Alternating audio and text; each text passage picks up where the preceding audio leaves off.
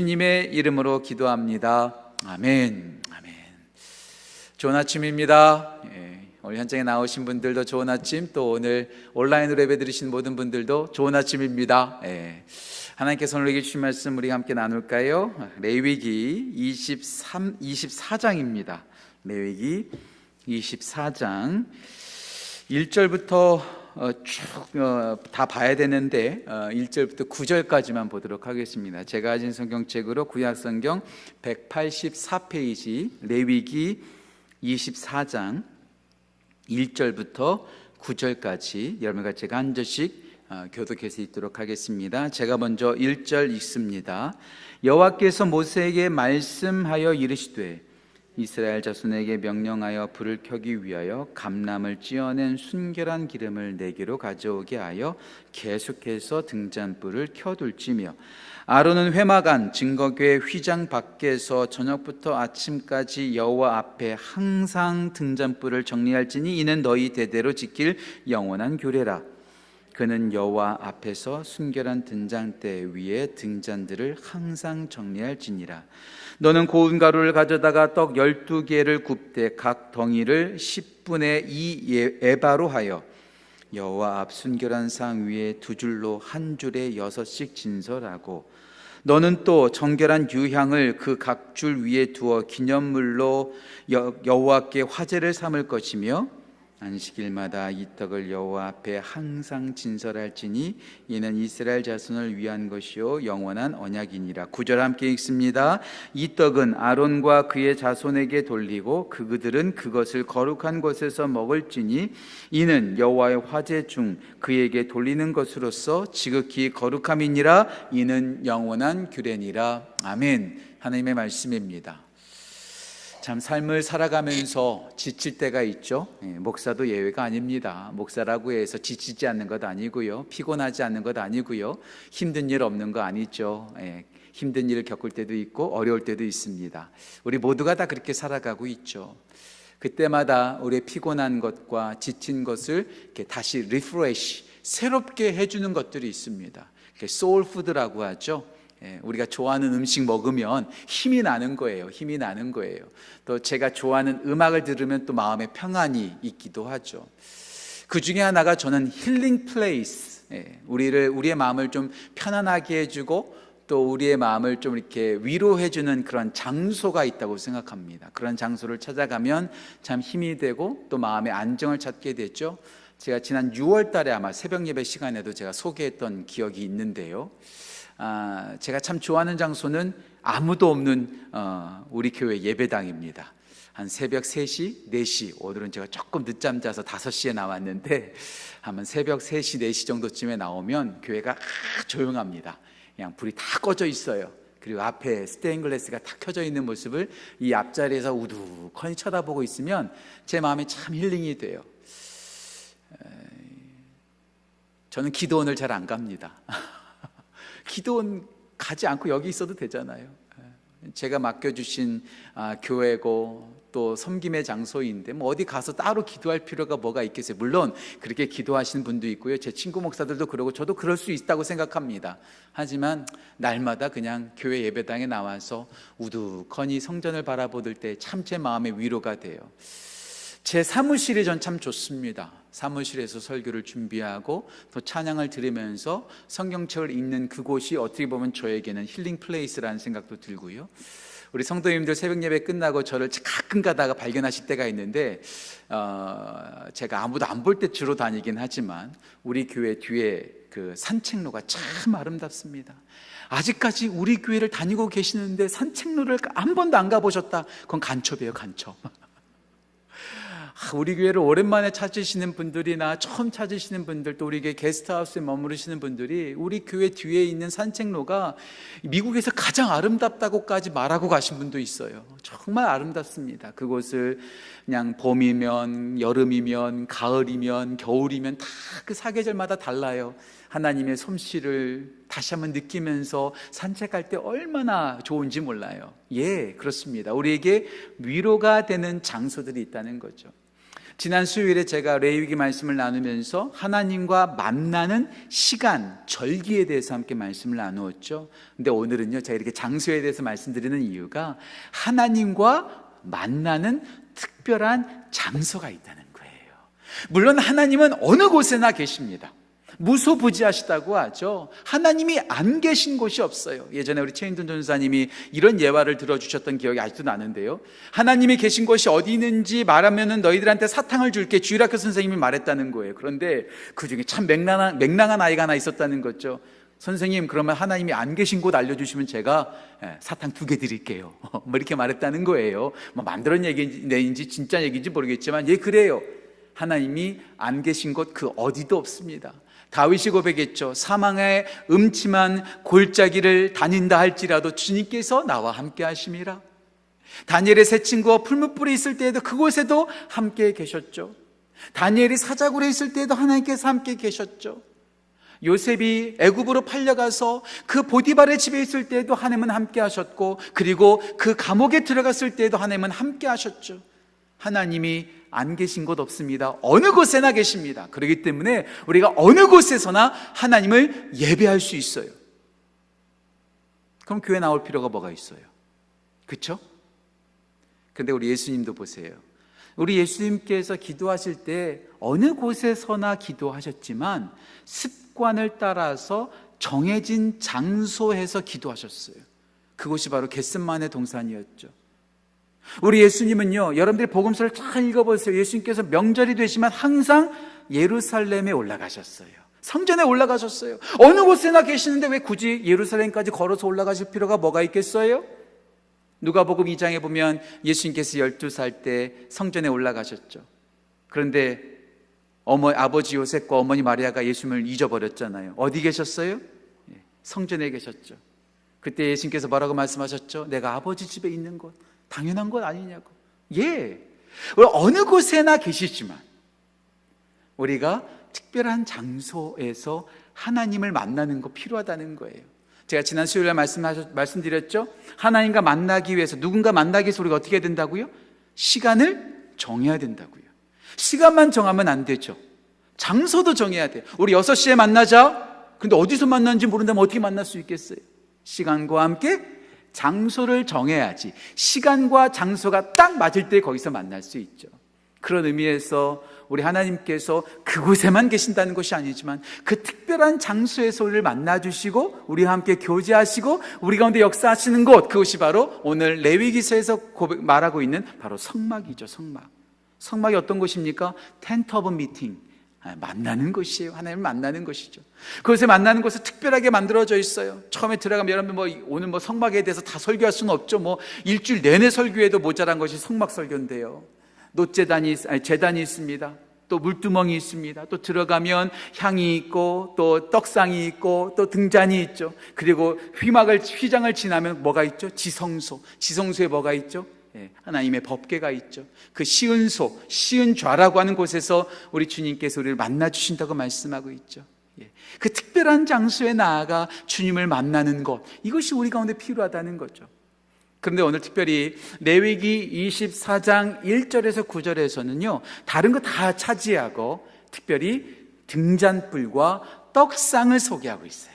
등잔불과 떡상, 이 두 가지를 통해서 우리가 하나님을 만날 때에, 그 만나는 장소를 찾아갈 때에, 하나님을 소망할 때에 우리가 어떠한 자세와 어떠한 마음으로 주님을 만나야 될지에 대해서 우리가 함께 알아볼 수 있다는 거죠. 오늘도 세 가지로 좀 함께 말씀을 나누면서 하나님과 만나는 그 장소에 나갈 때 우리가 어떤 자세로 나가야 되는가, 어떤 마음으로 나가야 되는가를 함께 나누고, 우리 모두가 그러한 모습으로 하나님을 만나는 은혜가 우리 모든 성도들 가운데 넘치기를 간절히 소원합니다. 어떤 모습으로 나가야 될까요? 첫 번째 우리가 기억해야 될 것, 깨끗하게 나가야 됩니다. 거룩한 모습으로 나가야 됩니다. 정결한 모습으로 나가야 됩니다. 우리 주님은요, 화려한 것을 좋아하지 않으세요. 소박하세요. 정말로 깨끗하세요. 세상은 화려한 것 좋아해요. 세상의 패션 디자이너들이 만든 거 보세요. 얼마나 화려한지 몰라요. 값비싼 거 얼마나 멋진지 몰라요. 얼마나 아름다운지 몰라요. 하지만 우리 주님께서는 화려한 것보다도 깨끗한 것, 그래서 우리 주님께서 뭐라고 말씀하셨죠? 마음이 청결한 자는 복이 있나니. 세상은 화려한 것 좋아하지만 우리 주님은 깨끗한 거, 거룩한 거, 정결한 것을 좋아하신다는 것이죠. 예, 그래요. 주님께 나아갈 때 우리가 정말로 필요한 거 깨끗한 거입니다. 그래서 우리가 하나님을 예배할 때 제일 먼저 우리가 해야 될 것이 무엇일까요? 참회의 기도를 드리는 거죠. 우리 어떤 성도님이 저한테 찾아오셔서 이런 말씀하시더라고요. 목사님, 우리 교회는 예배 드릴 때마다 참회의 기도가 너무나 소홀하게 하고 있습니다. 예배를 드릴 때마다 참회하는 기도를 많이 드려야 합니다. 제가 그 말 맞는 거라고 생각해요. 참회하는 기도. 왜요? 죄로 가득한 우리들이 주님 앞에 나올 때 정결하게 우리의 마음을 주님 앞에 내어놓고 죄를 자복하고 회개하는 것, 깨끗한 모습으로 나아가는 것 정말로 필요하죠. 하나님께서 어떤 사람을 사용하시죠? 능력 많은 사람 사용하지 않아요. 똑똑한 사람 사용하지 않아요. 죄송합니다. 제가 특정한 대학교 이름을 말해서 정말 똑똑한 사람만 사용한다면 하버드 대학교 나온 사람만 사용해야 되죠. 서울대 나온 사람들만 사용해야 되죠. 능력 많은 사람 사용한다고 하면 돈 많은 사람 사용해야 되죠. 그런데 우리 주님께서 그렇게 하시나요? 고린도전서 1장을 보세요. 미련한 사람을 사용하십니다. 힘없는 사람을 사용하십니다. 그런데요, 하나님께서 사용하시는 사람 중에서 공통적인 게 있어요. 능력 있는 사람도 있고 없는 사람도 있고, 똑똑한 사람도 있고 똑똑하지 않은 사람도 있고, 돈 많은 사람도 있고 돈 없는 사람도 있고, 건강한 사람도 있고 건강하지 않은 사람도 있지만 한 가지 공통점, 바로 깨끗한 사람이죠. 제가 늘 자주 말씀드리잖아요. 디모데후서 2장에 나오는 말씀. 금그릇도 있고 은그릇도 있고 질그릇도 있고 나무그릇도 있고 흙그릇도 있어요. 하지만 하나님께서 사용하신 그릇은 어떤 그릇이에요? 깨끗한 그릇이죠. 아무리 값비싼 그릇이고 금으로 돼 있고 다이아몬드로 돼 있다 할지라도 거기에 똥 묻어 있으면 그 그릇으로는 밥 못 먹는 거예요. 하지만 금이가 있고 이빨이 나가 있다 할지라도, 허접한 그릇이라 할지라도 깨끗한 그릇에 우리는 음식을 놓고 밥을 먹는 것처럼 우리 주님께서 사용하신 사람은 바로 깨끗한 사람이죠. 그래서 오늘 성경 말씀을 보면 계속해서 정결, 깨끗한 것, 순결한 것, 순도 100%를 말하고 있어요. 말씀 보실까요? 2절 말씀 보세요. 2절 이렇게 나옵니다. 이스라엘 자손에게 명령하여 불을 켜기 위하여 감람을 찧어낸 어떤 기름이요? 순결한 기름. 불순물 섞이지 않은 100% 순결한 기름. 순도 100%를 드리라는 거예요. 6절 말씀도 보세요. 떡상을 말할 때 여호와 앞에 어떤 상이요? 순결한 상. 순결한 상. 저 과학 전문가도 아니고요. 저는 다른 일반 대학교 다녀본 적도 없기 때문에 전 잘 모르는데, 제가 로스앤젤레스에서 사역했었을 때 포항공대에서 박사학위를 받으신 목사님과 함께 제가 사역했었거든요. 그분이 아주 재밌는 말을 해주시더라고요. 11-9이라는 말이 있대요. 11-9. 11-9이 뭐냐면은 9가 11개가 있다는 거예요. 그게 무슨 말이냐? 99.999999999% 컴퓨터 안에 들어가는 반도체에 불순물이 들어가지 말고 99.999999999% 11-9이 되어져야지 이 컴퓨터에 버그가 생기지 않고 문제가 생기지 않는다는 거예요.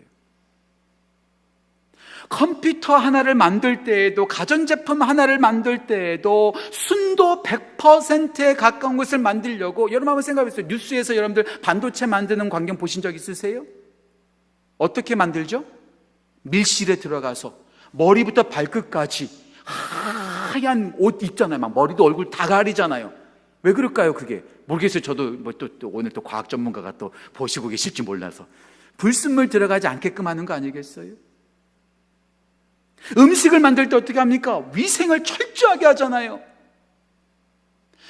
컴퓨터 하나 만들 때에도 그렇게 불순물 들어가지 않게 하려고 하고, 음식을 만들 때에도 뭐 하나 들어가지 않도록 철저하게 위생을 추구하는데, 하나님께 나아가는데 더럽게 나아간다고요? 아니죠. 그러면 안 되죠. 제가 좋아하는 고영원 전도사님, 부흥이란 찬양, 물이 바다 덮음같이 비전, 이런 찬양 만드신 분이 항상 찬양 인도할 때마다 두 가지를 기도한대요. 하나님, 저를 예수님의 보혈로 덮으셔서 정결하게 해주십시오. 두 번째, 하나님, 저에게 성령님의 기름을 부어주셔서 능력을 더해 주십시오. 거룩과 능력을 구한다는 거예요. 그래서 저도 오늘 여기서 나오면서, 주님, 저는 죄인입니다. 어찌 제가 이 거룩한 강단에 서서 말씀을 전할 수 있겠습니까? 저를 예수님의 보혈로 덮어주십시오. 저를 깨끗하게 해주십시오. 주님, 저를 성령의 기름을 부어주셔서 능력을 더하십시오. 제가 능력이 아니라 능력 있는 말씀이 전해지게 해주십시오. 예, 거룩하지 않으면요 주님 앞에서 죽어버려요. 무서운 겁니다. 우리가 주님 앞에 나아갈 때 하나님, 저를 예수님의 보혈로 덮어주셔서 순결하게 하시고 정결하게 하셔서 불순물 낀 모습으로 주님 앞에 나아가는 것이 아니라 깨끗한 모습으로 나아가게 해주십시오. 다시 한번 여러분한테 강조할게요. 이 말씀은 강조하고 또 강조해도 지나치지 않아요. 제가 늘 말씀드리는 요한일서 1장 10절 말씀, 만일 우리가 우리 죄를 자백하면 그는 미쁘시고 의로우사 우리의 죄를 사하시고 우리를 모든 불의에서 깨끗하게 하실 것이요. 남의 죄 고발하는 것이 아니라 나의 죄를 고백하며 나아가는 요한일서 1장 9절 말씀을 늘 기억하시면서 주 앞에 나아가는 귀한 은혜가 우리 모든 성도들 가운데 있기를 간절히 소망합니다. 거룩하게 나가야 됩니다. 두 번째, 항상 나가야 합니다. 항상 주님 앞에 나아가야 됩니다. 시간 나면? 아니요. 여유가 있으면? 아니요. 항상 날마다 나가는 거죠. 늘 하나님 앞에 있는 거죠. 코람데오라고 하잖아요. 항상 하나님 앞에 있는 거예요.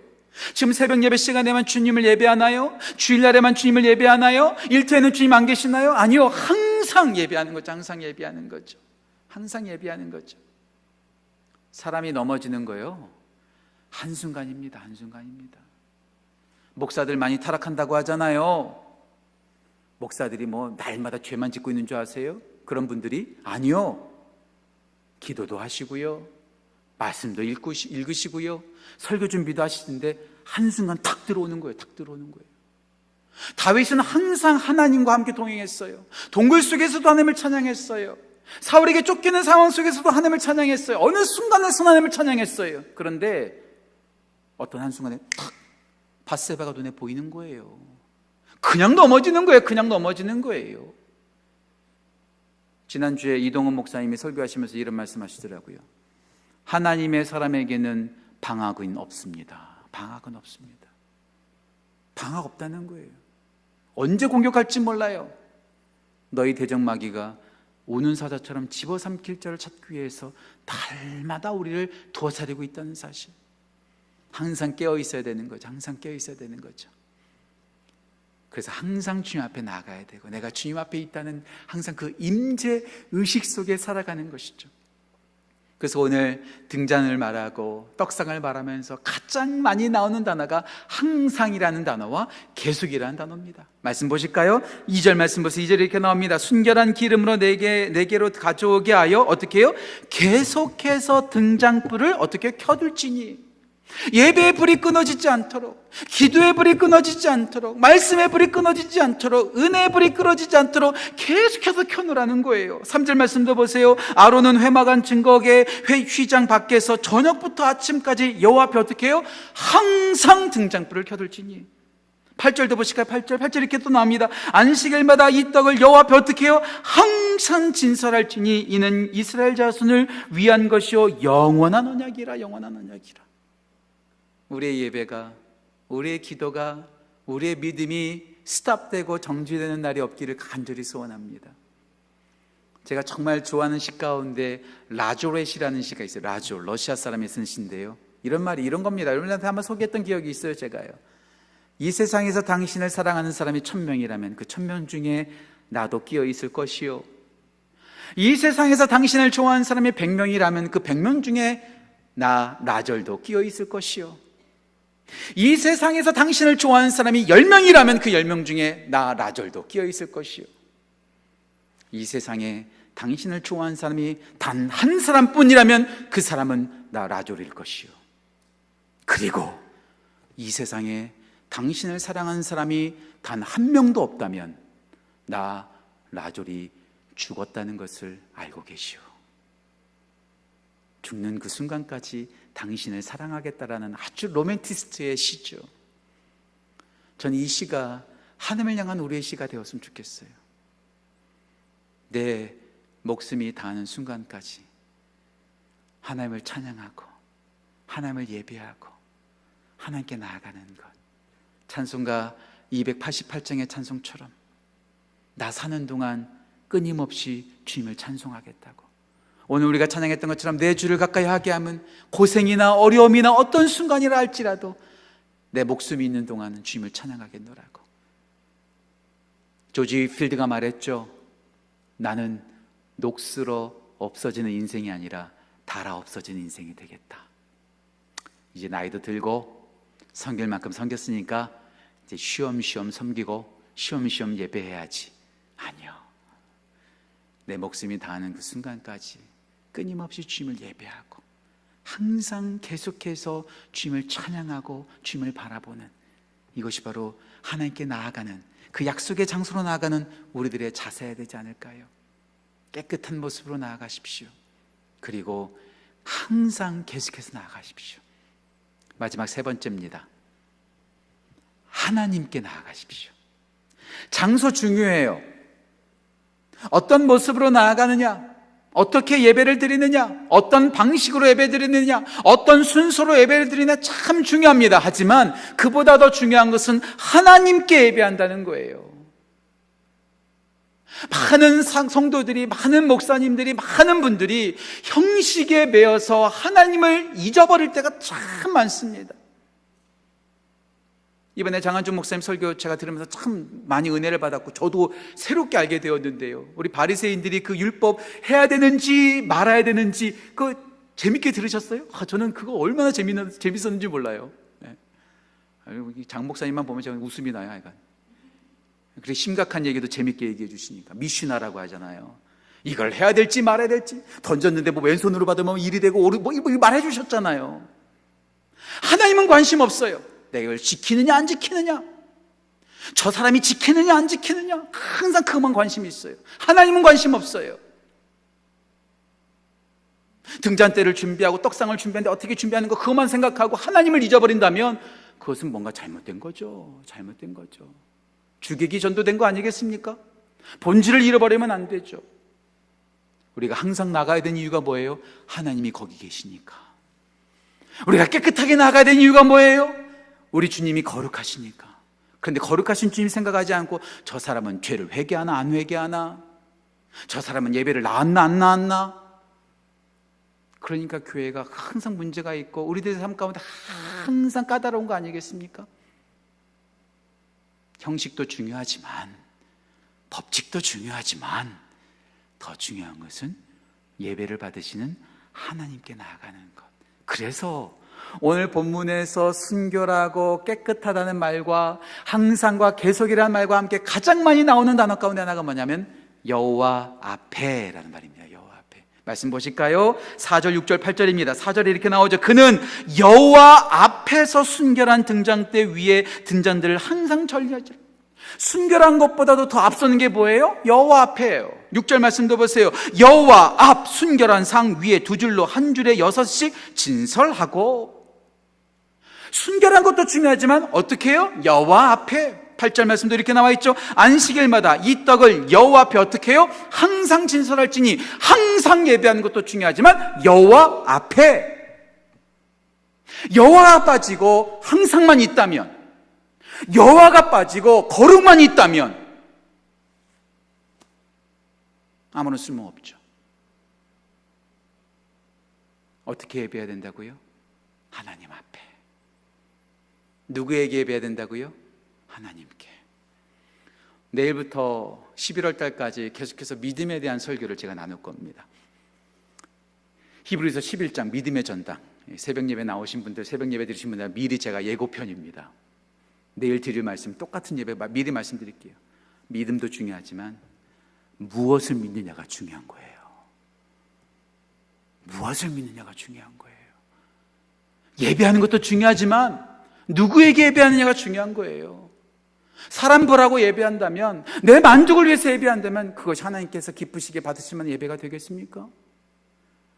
여호와 앞에, 여호와 앞에, 여호와 앞에 하나님께 예배하는 우리 모든 성도님들 되시기를 주님의 이름으로 축원합니다.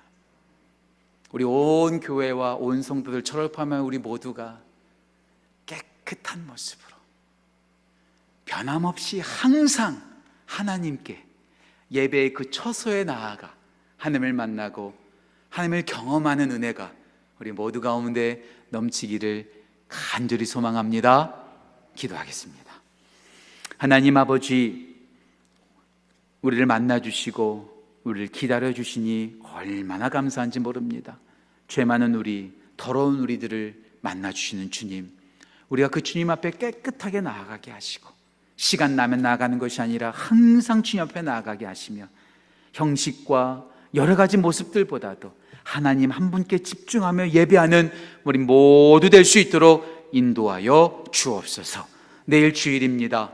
내일 주일 예배 드릴 때 우리가 정결한 모습으로 또 진실한 모습으로 하나님 앞에 예배하는 은혜가 우리 교회 가운데 넘치도록 역사하시고 불가피하게 예배 장소에 나오지 못하는 안타까운 영혼들을 주님 불쌍히 여기시고 동일한 은혜와 동일한 마음으로 함께 역사하여 주옵소서.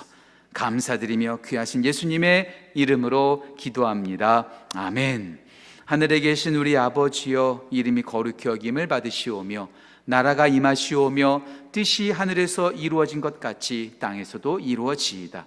오늘 우리에게 일용할 양식을 주시옵고 우리가 우리에게 죄 지은 자를 사하여 준 것 같이 우리 죄를 사하여 주시옵고 우리를 시험에 들게 하지 마시옵고 다만 악에서 구하시옵소서. 나라와 권세와 영광이 아버지께 영원히 있사옵나이다. 아멘. 아멘. 오늘 여러분들한테 다시 한번 특별히 좀 부탁을 드립니다. 우리 선교팀이 지금 오늘 돌아오는데 10시간 걸리고요. 또 오늘 하루 종일 내일까지 우리 아이들이 수련회를 하는데요. 식사기도 하실 때마다 또 시시때때로 생각나실 때마다 계속해서 우리 선교팀 안전하고 건강하게 돌아올 수 있도록 또 우리 아이들이 은혜 받는 변화되어지는 수련회 될 수 있도록 오늘 하루 종일 좀 여러분을 특별히 묵상하시면서 기도하고 또 기도하면 좋겠습니다. 내일 또 주일날 교회에서 뵙겠습니다.